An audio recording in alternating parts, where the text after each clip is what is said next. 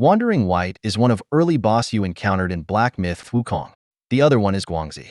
Both of them are located nearby this shrine called Outside the Forest. When you go straight from the shrine, you will reach to a crossroad. Go straight, you will encounter Wandering Wight. Turn left, you will find Guangxi. Wandering Wight look very dumb with his slow and telegraph attack. But he is much harder than Guangxi due to his tankiness and the high damage area attack. This earthquake attack followed by a blast wave is what make him deadly. It has few combo hit which you have to dodge each of them by roll backward or jump. It will deal massive damage to you if you miss your dodge. You will have to deal with many rounds of this attack as it takes long time to kill him. In my opinion, Wandering Wight is a filter boss like the infamous helicopter tutorial boss in Armored Core 6. To defeat Wandering Wight, you need to have a good understanding of the boss combat mechanic in Black Myth Wukong. Therefore, this boss is considered your true tutorial boss. I am sharing you my strategy on how to defeat this boss. First, you need to understand the basic boss combat mechanic. Please go through my previous video with title Black Myth Wukong First Boss Fight and Combat Mechanic Explain. The link to the video can be found in the description section. Secondly, you need to upgrade your character. Focus the skill points on stamina and HP. You can pick all skills related to reduced dodging stamina and increased stamina regeneration. Also put some points in HP and maximum stamina. Dodging is very important in this game. Therefore, you need to have good stamina regeneration as in early game. Very often you will run out of stamina when the boss spam attacks on you.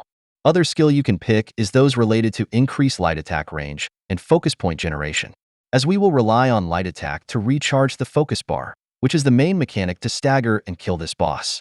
You can distribute the points up to your preferred playstyle, as you can refund all skill points you have allocated in the skill tree at the shrine anytime. Therefore, don't worry about whether your skill tree is optimum. Try a few different combinations to find out which works best. There is no penalty when you die, therefore no harm in keep trying till it works. One thing I want to stress here is do not pick this skill called Pillar Stance, which allow you to stand on your staff and ignore attack from the mobs on the ground. It does not work on the boss. Very often you will get knocked down. If you select this skill, it will modify your charge attack to the Pillar Stance, which is slow, and make you vulnerable to the boss attack. As the normal charge attack is faster and safer, it is much better than the stance pillar. You can pre-charge the normal charge attack by hold it before you encounter the boss. Therefore, it is not worth to replace it with the gimmicky pillar stance. I have not tried other stance option as this is my first day in the game. I will try to all other stance and find out which one is good. I hope in future I will be able to find out the use case of the pillar stance as well. The third point is the most important part of this guide. Later in the game, you will learn a new skill called Transformation, which allow you to transform to another character you fought before. With the transformation, you will able to use his weapon and move set for a duration which I think is 1 minute. The transformation will end also when the character lost all of the HP bar. Other than new and powerful move sets, transformation give you free HP with 1 extra full bar, as the HP lost during transformation is not counted as your HP. There is a long cooldown with the transformation. Therefore, use this powerful spell carefully and strategically. Just a side note that in Black Myth Wukong, the only weapon you can use is your staff. Transformation is the only way to experience different weapons. The reason of this game design is to follow the lore of the Monkey King. In the lore, his staff is a very powerful weapon made of exotic material. It can change shape, indestructible, and hit like a mountain crush on you. There is no better weapon than his staff in the lore. Very often in the Monkey King story, 1 hit is enough to kill the boss and they became meat pie. Let's get back to where we were on the transformation. The first transformation skill you learn is after you kill another boss, Guangxi, which can be found if you turn left from the shrine instead of going straight to the Wandering Wight. Refer to my guide in the description on how to kill him. Guangxi transformation do more damage to Wandering Wight with his fire attack than your own attack in the early game. It also gives you extra HP for survivability. Therefore, this is the key part of fighting Wandering Wight. Let me give you a brief walkthrough of the fight with Wandering Wight. Use the basic boss fight tactic as I have shared in the Guangxi fight video. Sneak up on the boss when his back is facing you. Hide behind the tree if he has not turned his back yet. Charge you focus bar with heavy attack and hold the button. Hit him with the charge attack, then follow by few light attack. The light attack with staff has good range. Therefore, you don't need to roll toward the boss to connect the hit. Don't be greedy. Start to roll away if you sense that he will hit you back. When the boss is not attacking, you can use jump heavy attack. If you are lucky, the hit will land on his face, which will instantly stagger him. Use the stun spell early after this hit so that it will start the cooldown, and you can use it the second time as the fight is quite long with this tanky boss. For the rest of the fight, just follow my guide in fighting Guangxi. Always dodge his attack first or wait until he is not active attacking before you use your charge attack. This avoid wasting the attack as he can interrupt and cancel your charge attack. The only attack that is threatening is this multiple earthquake and followed by a blast wave. Just be patient, keep roll away, dodge each earthquake. When he used the blast wave, roll to the side as this will deal heavy damage to you. The boss is easy to get stagger. Wherever you stagger him, you can keep spam the light attack and also the charge attack combo as I described in my boss fight mechanic video. This will deal heavy damage to him. You may notice I have not talked about Guangxi transformation. I prefer to keep this powerful attack till the last part of the fight when he has only 1/3 of the HP, as the powerful transformation will not last long. Also, its cooldown is long. You only can use it once in the entire boss fight. Keep the transformation until last third of the fight will ensure you can finish him off, as the only way for you to reach this stage without transformation is you have mastered the basic boss fight mechanic. As the Wandering Wight is your true tutorial boss, this boss HP benchmark is a seal of approval of your mastery of the combat mechanic. The Guangxi transformation has 3 main attacks. If you spam the light attack, it will keep spinning with fire damage.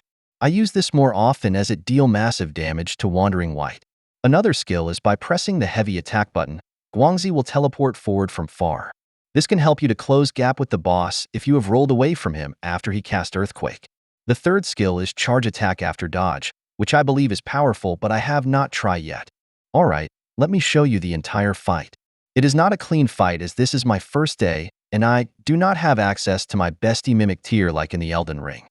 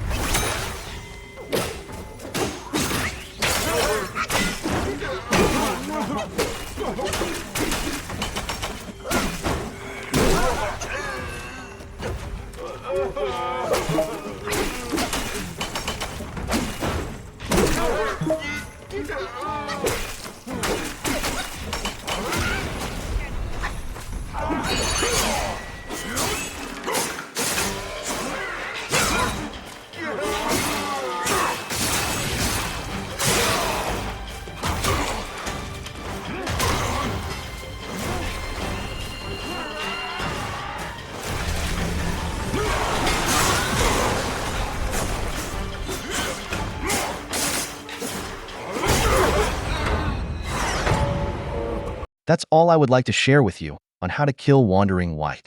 Please click the like button if you enjoy this video. It will help me tremendously. Stay tuned and consider subscribe to my channel for more Black Myth Wukong content. Thank you for watching. Have a nice day.